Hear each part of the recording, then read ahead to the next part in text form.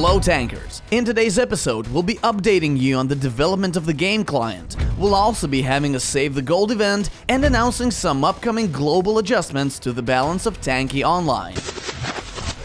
We'll open this episode by answering one of the top questions from this week. Why was the 1500 supply pack removed from the garage? We knew we'd get criticism and backlash because of this decision. However, we had to go through with it because the discount on this supply pack was simply too high. As a result, it affected the game economy negatively and devalued supplies as items.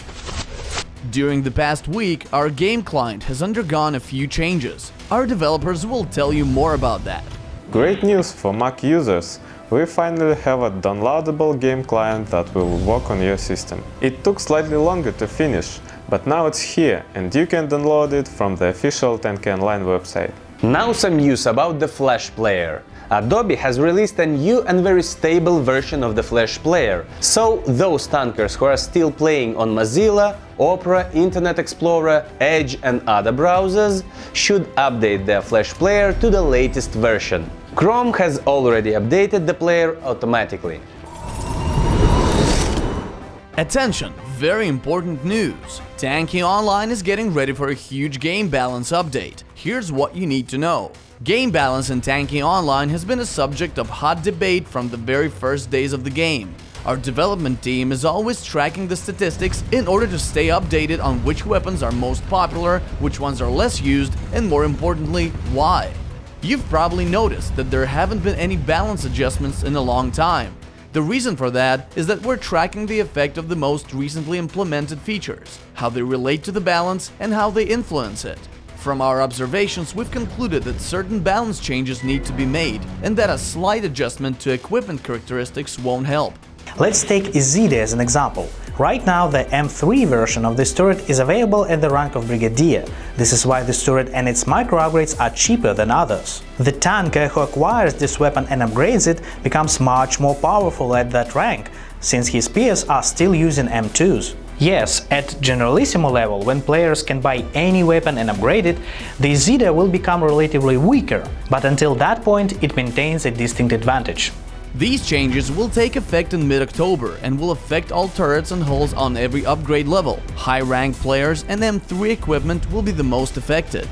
To start off, all M3 turrets and hulls will become available for purchase from the rank of Marshal. This means that, when compared to the current minimum requirements, some equipment will become available earlier, while some will become available later. You might ask, why Marshal? Simple. Among the ranks that have M3 available, Marshal is right in the middle. Due to changes in the accessibility of M3 turrets and hulls, their characteristics will also change. Those that are available at Brigadier and General ranks will become stronger, but those available at Field Marshal, Commander and Generalissimo will become slightly weaker. Logically, any items that will receive an improvement in their parameters will increase in price, and of course, any turrets and hulls that become weaker will also become cheaper. The change in prices will obviously affect micro upgrades as well. Hulls also will undergo additional changes. There are two general ideas. First of all, we want to slightly reduce the difference between light hulls and heavy hulls. Light hulls are too squishy and die pretty quickly. For this reason, we're going to increase their armor and reduce their speed slightly. On the other hand, heavy hulls are too slow and hard to maneuver, so we'll be reducing their health points in exchange for an increase in speed. The second idea is for hulls in the same category to have the same amount of health points. The intention here is for hull classes to be better defined. For example, Viking, Hunter, and Dictator will be equally resistant but will differ in their unique attributes. This could be better acceleration, better maneuverability, higher maximum speed, and in case of Dictator, a higher top, which brings its pros and cons. Now let's talk about the reasons behind this change. For example, Hunter is a mid-class hull, but is destroyed by 2 railgun shots just like the light hulls. Another example is Twins, which only needs 1 more second to destroy a heavy Titan compared to destroying a mid-class Dictator. But these are just part of the changes to expect in this update. Supplies will also be affected. Everybody loves the rainbow of colors when double damage, double armor and speed boost are activated, so we've decided to increase the length of its effect. However, to make sure supplies don't become overpowered, we need to reduce their active time. Let's talk numbers. 15-second cooldowns, like the one between repair kit and double damage, will be reduced to 10 seconds. 30-second cooldowns, like the one between double damage and double armor, will be reduced to 20 seconds. The active time for every supply will be reduced from 45 to 40 seconds. The cooldown between the repair kit and the mine will be removed completely, but reload time from mines will be increased to 40 seconds. And finally, the bonus speed from the speed boost supply will be increased from 30 to 40%. This will be a noticeable change that will affect the dynamics of the game. These changes are not simple, and players will need some time to get used to them.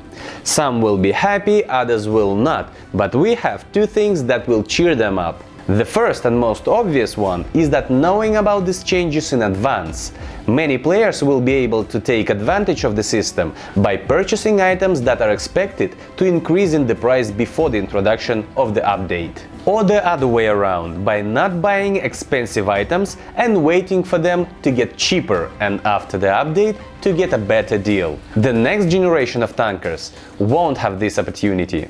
The second thing is definitely positive.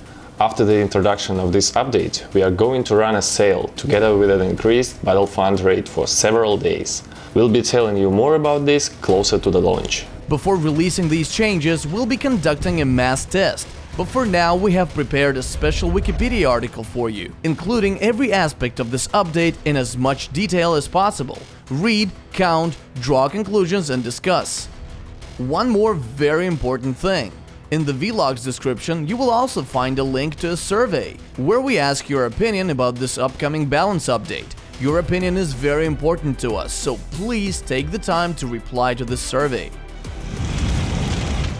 Video of the week. Last week, we asked you to record an epic play using a wasp and hammer wearing the red paint. Let's watch the best video of the week.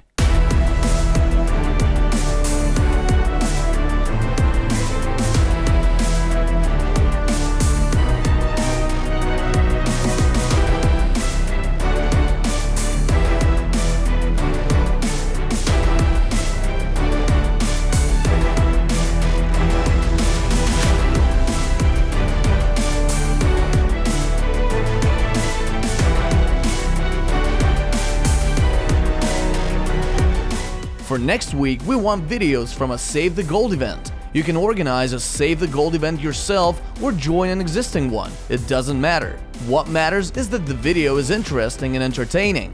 However, to show us that your video was recorded for this contest, we want you to wear the white paint. And to make the reward tastier, we're gonna add 5 gold boxes to the usual price of 50,000 crystals. If you're not familiar with the Save the Gold and how to organize it, check Aflapoid's advice from episode 67 of the vlog. The link is in the description. That's it for today. Don't forget about the code, follow the news, and watch the upcoming episodes of our vlog to stay up to date. Bye!